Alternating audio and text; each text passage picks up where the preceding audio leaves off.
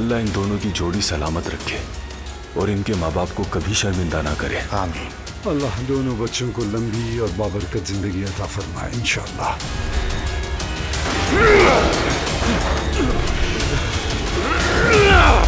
मैंने उस मासूम को वहां से क्यों नहीं निकाला? नूराबा, ये ठीक नहीं हुआ है, आपको ना कर देनी चाहिए थी। अभी मेरी दुआ से बात हुई थी, कह रही थी नूर का जबरदस्ती निकाह करवा दिया गया है। रूहान तो टूट चुका होगा। लग रहा है निकाह नहीं, घर में जनाजा हुआ है। मरियम अम्मी, मुझे नहीं लगता ये बात हर शादी के लिए दुरुस्त है। अब तुम अल्लाह के हुजूर शादीशुदा हो। मैं उम्मीद करता हूँ कि तुम अब अपने इस रिश्ते का पास रखोगी। शायद मेरे कहना मुनासिब नहीं है, लेकिन ये शादी कुछ ज्यादा जल्दी नहीं होगी भाई। नहीं, बहुत देर हो गई थी उमर। आज रात नूर का निकाह भी हो चुका है, क्या कर सकते हैं?